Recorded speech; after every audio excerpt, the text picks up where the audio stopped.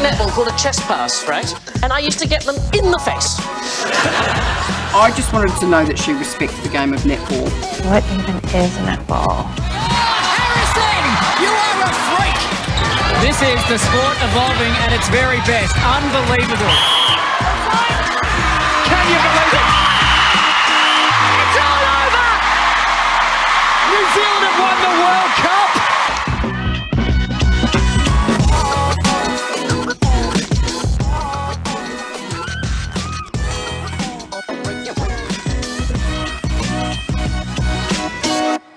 Nau mai ki te hōtaka o te nete poro Kiwi. Welcome to the Kiwi Netball Show.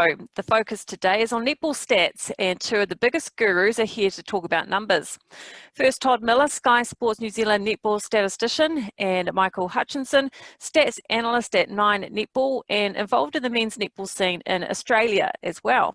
Todd, you've been to quite a few Netball World Cups. Has it been 5 now? Yeah, I've been to 5 World Cups and been very fortunate to obviously be involved in a sport that I love and to get the opportunity up close, at the best event in, the sport's pinnacle. It's been pretty amazing to have that opportunity. And how did you get into it? I actually started umpiring when I was 8 years old. My mum played old Edwards Park courts in Adelaide before the new venue that they play at in Adelaide. And pretty much one of the club ladies just decided that, I was a little bit of a menace, I guess. So they decided to teach me to umpire. So pretty much that's where it began for me. And probably the transition into stats was probably around 1990 when there was a Netball Nationals in Australia that was held in Adelaide.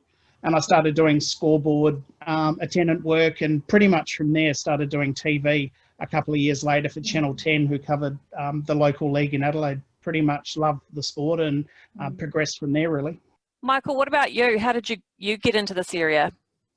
Basically, a random text message from Sue Gordian back in 2017. They had basically run the first year of Super Netball without a statistician. And after the prelim final, I got a text to ask whether I was planning to make it up to Brisbane for the grand final between the Lightning and the Giants. And the Vixens had just lost the prelim. So it was kind of a sore moment for me to be questioned whether I wanted to attend the grand final. But Sue said that there was a possibility of a role for me involved in the broadcast. She knew that I was someone who had written a lot about netball over the previous 5 years or so, and was certainly someone who used and looked at stats as a way to tell the story of how a match had played out. So I guess I was the guinea pig for Super Netball, and the grand final in 2017 was the guinea pig match. But the feedback was that it turned out really well, and it's been rolled out across the country over the past 2 years. So Todd, you were at the 2003 Netball World Cup. That was your first one.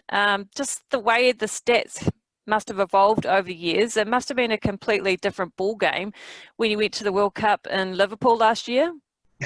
Absolutely. Funny story about Jamaica in 2003. I was actually working for ABC, who were the broadcaster, and they were doing most of their stuff from Sydney back in Australia.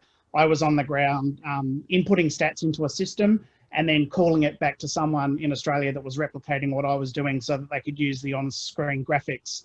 Being a non-commercial network, they couldn't use graphics that obviously had sponsorship all over them. So they were basically doing their own thing back there. So an amazing experience to be a part of that World Cup. And just such a different sort of setup to what we saw in Liverpool last year, and, the full integration of stats, and what was an amazing World Cup all round, really. So Todd, you became involved in the Thunderbirds, the Adelaide Thunderbirds. How far back was that?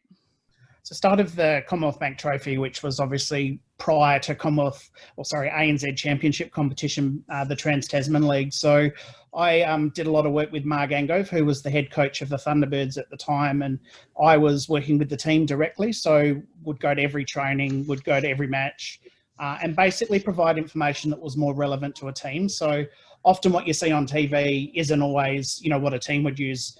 They may have different structures and different understanding of, where a turnover occurs or where it's actually to be assigned. They might have a set play and something that you would look at on TV and think, oh, that's, the wing attack's fault, might actually, in their eyes, from a team point of view, be a centre's fault because they haven't stuck to the structure or plan that they've wanted to do. So being a part of the Thunderbirds was an amazing opportunity. And yeah, great team with people like Kath Harvey-Williams and Rebecca Sanders, Jackie Delaney, and yeah, amazing experience. And you got a mention in Geva Mentor's book, Leap. She talks about a phone call in September 2007 between Jane Woodlands-Thompson, the coach at the time, and yourself. And she said there was going to be a new Premier League starting in Australia and New Zealand. She went on to write, Todd wanted the Thunderbirds to sign me. He had spotted me before the World Championships and knew that if Adelaide Thunderbirds waited until after that tournament, I'd be receiving offers from most, if not all, of the teams. I was 23 years old at the time and I was about to embark on the biggest move of my career. How cool is it knowing that you had a part in bringing Geva Mentor down under? Yeah, pretty incredible. It's one of those things that you do. You see certain players at stages of their career and you see something in them and a player that you think, you know, is going to go places. And I don't think you could have predicted where, you know, Geva's ended up with her career. It's been incredible and obviously the pinnacle of winning a Com Games. But yeah, I was very fortunate to be, you know, involved with Jane at that time when, you know, they were setting up the ANZ Championship, and to have the ability to start up a new team and, you know, work from scratch and 3 years later win a title in, you know, 2010 when you've, you know, been a part of that formation of a team was amazing. Did you also have something to do with Carla Borrego making the move to the Thunderbirds? I did.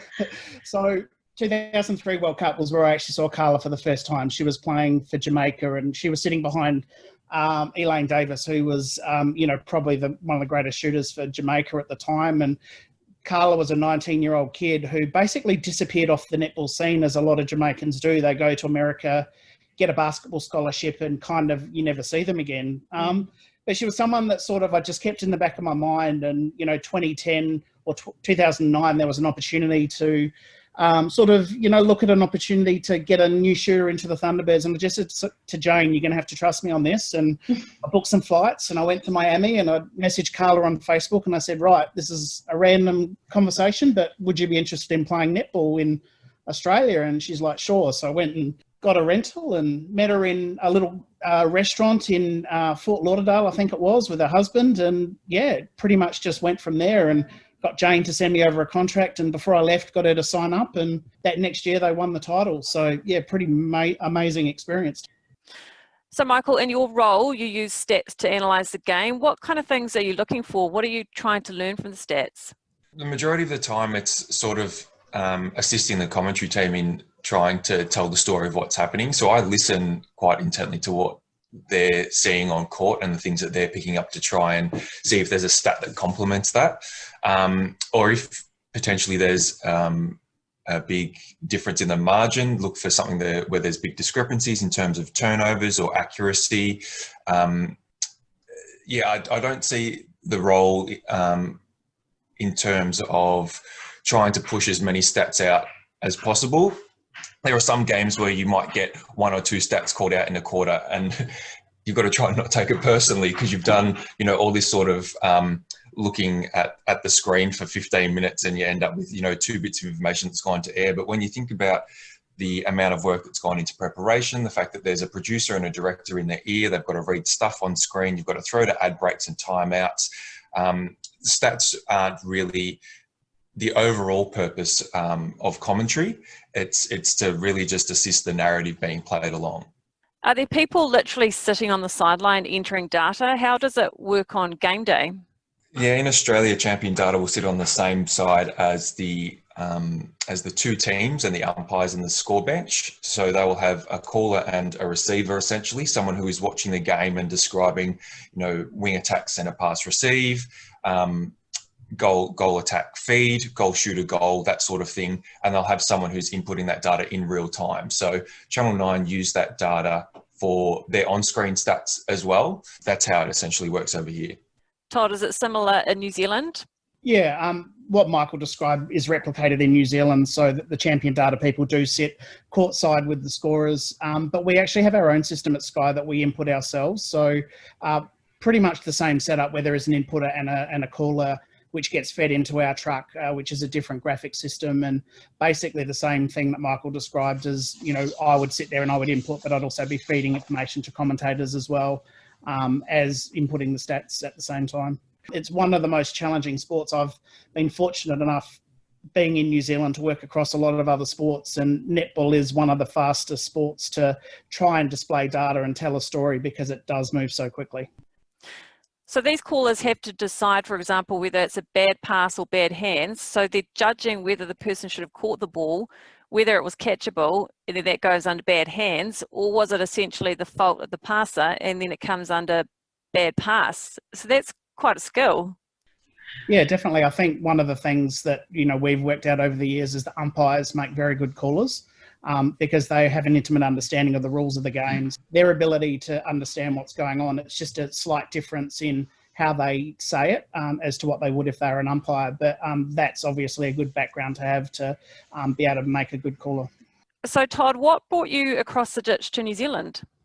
Moved over in 2009, and it was actually an opportunity to work for Sky on the netball. I'd worked at the 2007 World Cup for ABC in Auckland and got to know the Sky people, and an opportunity came up with someone going and doing an OE. So got a phone call and basically got asked would I like to come over and be involved, and all they could offer me at that point was just the ANZ Championship season, but there would be other opportunities that came up. So pretty much I've been here 11 years and had some incredible opportunities along the way, really. I got to go to the Rio Olympics with Sky as pretty much a researcher / keeping track of the New Zealand athletes. So they knew where to send field crews and be across everything back at Sky and make sure that, we're at live events and reacting the way we should.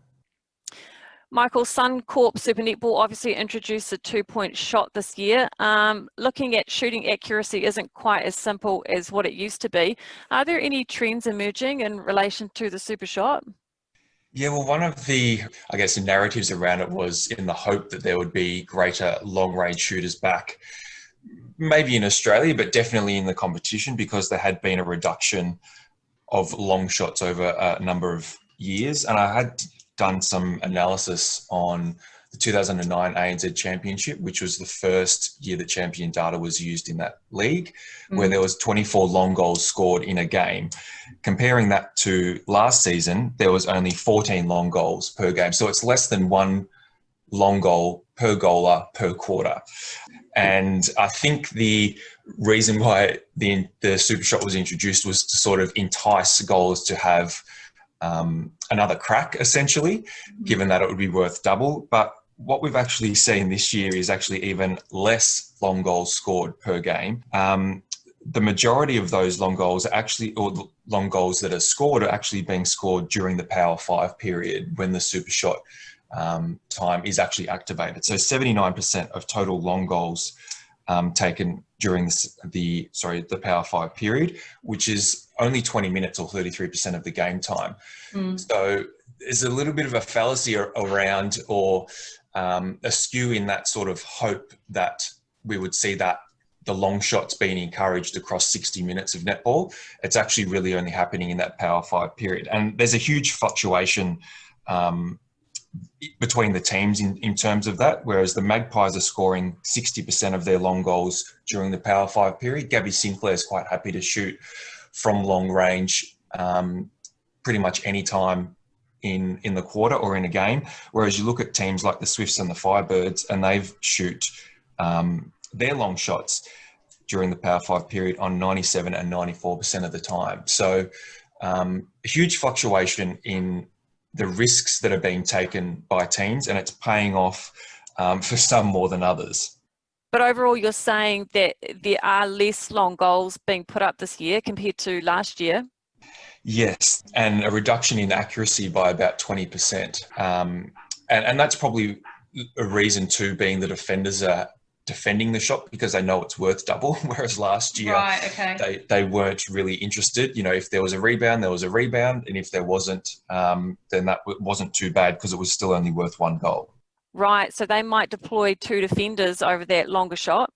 Yeah, and the Lightning, particularly good exponents of that with, the double jump from Carla Pretorius and Pumza Mawani. So, yeah, it's really intriguing to see how that's panned out so far. But given that one of the metrics from the Super Netball Commission, I would assume, would be that they wanted to see an increase in long goals scored per game. It's it's fallen flat on its face at the moment. I have been surprised to see a few of the games where one team has been down by around 6 and there's 3 minutes to go in the game, and there's really no way they can win scoring the singles, but some of the teams are still just stuck to the single shots even in that situation. And I guess that's perhaps then a little bit of maturity, because if you do know that you're not going to win, is there going to be much of a discrepancy in terms of your percentage at the end of the game if you are going to end up only losing by 3 or 4, or if you actually are risking taking those super shots and not scoring any at all, and then that's going down the other end of the court and your opposition is scoring a couple more super shots and you're losing by 12 goals. We've seen a couple of matches this season that have been won. I think there's 4 matches so far this season that have been won where a team hasn't scored any super shots.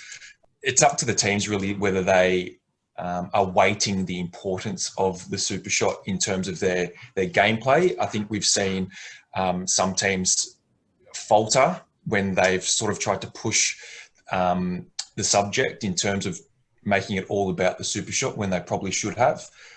Just taking it quite easy and a lower risk shot in just scoring 1 goal to see the scoreboard ticking over. But, when the rules only been introduced a matter of days before the competition started, you can expect that this season probably hasn't panned out the way that clubs have really expected in terms of being able to, portion time to really think this through and come up with a game plan specifically for those last 5 minutes. I do wonder if the Suncorp Super Netball Commission, if it is determined to forge ahead with the super shot, does it need to be a bigger incentive? Do they need to make it worth 3? Scrap it all together. What you thought of it, Michael? What's your opinion there? Oh, no, I hate it. It completely changes the way the game's being played. There's the thought that you're increasing the rebounding in the match, but I think there's more turnovers. It's scrappier in the last 5 minutes. I think you're trying to build athletes to be 60-minute performers, and you're trying to build consistency across 60 minutes. You're kind of eroding that in a third of every quarter if you're trying to change a scoring system that we've seen a reduction in 20% accuracy, and there was I think 73 super shots scored in round 1, and that reduced to I think in the mid-30s for a couple of rounds. So the excitement, I think, even for teams in part has worn off on that front as well. And they're more likely to be playing the game plan that they've, been training for 11 months for. Yeah, it sort of reminds me a bit of Fast 5. I think in the early stages of Fast 5, when it started in New Zealand, there was, it was new and shiny and teams were trying it. But I think as you got to the end of the third, Fast 5 in Melbourne, I just think it became a little bit out of shape. The game just sort of unraveled. A team got ahead and that was kind of it. It just was a really pot shot opportunity to try and catch up rather than there being any shape to the game. Yeah, I agree. Michael, have there been any games where the super shot has changed the result? So would the result have gone the other way if it wasn't for the super shot?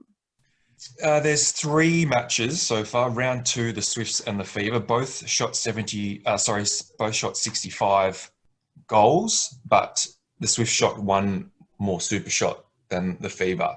So that meant that they won 73-72. In round 4, the Firebirds and the Giants drew. The Giants only put up 52 goals and the Firebirds 58. So the Giants actually had 9 super shots to 3. And in round 10, the last round where the Vixens drew with the Fever actually had 8 more successful goals, but the Vixens had 9 super shots to 1. I still think that there's the hope out there somewhere that, a game's going to be won, in the last 3 seconds on the back of a super shot. And we actually probably saw it the other day with the Lightning and Giants game on the back of Steph Wood's shot, to sort of create a bit more interest and intrigue around it.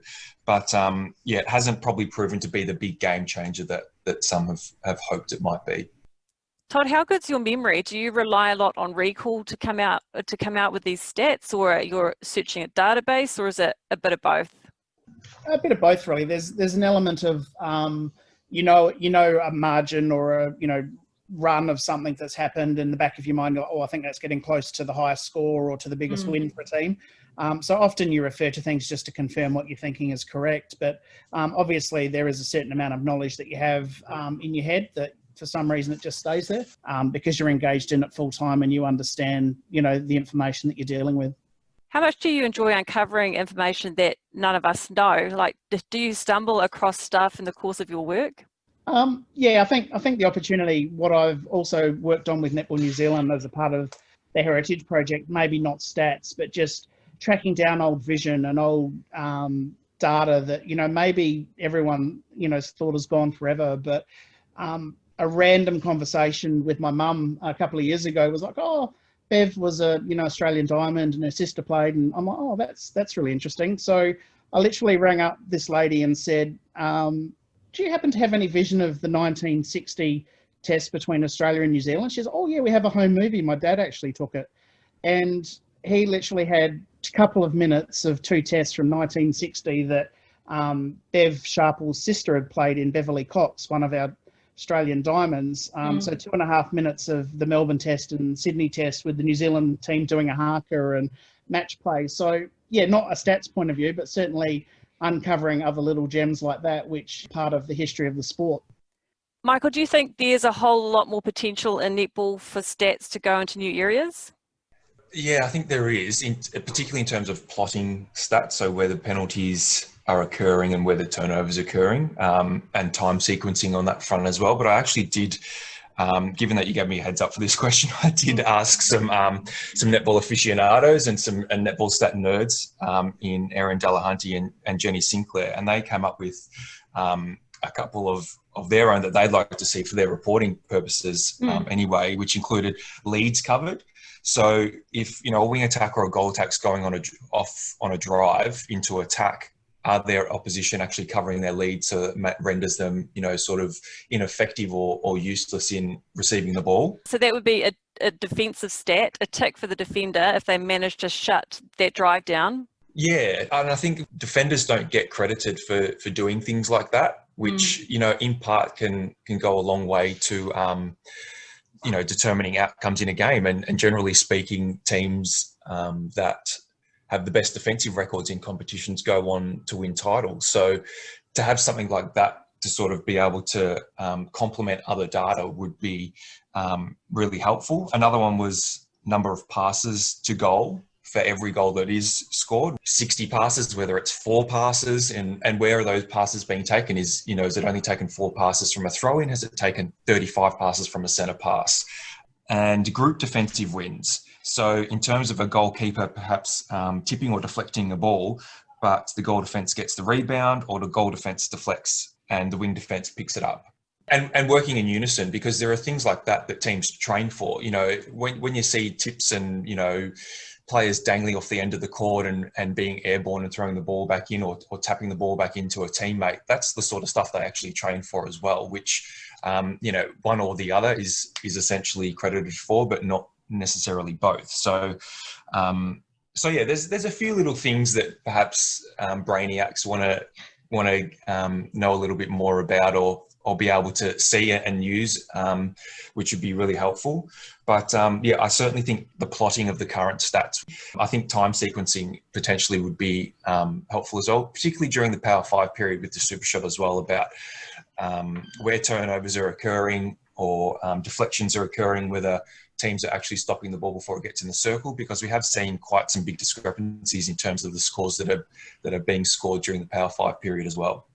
Todd, can you see more advances in the area of netball stats?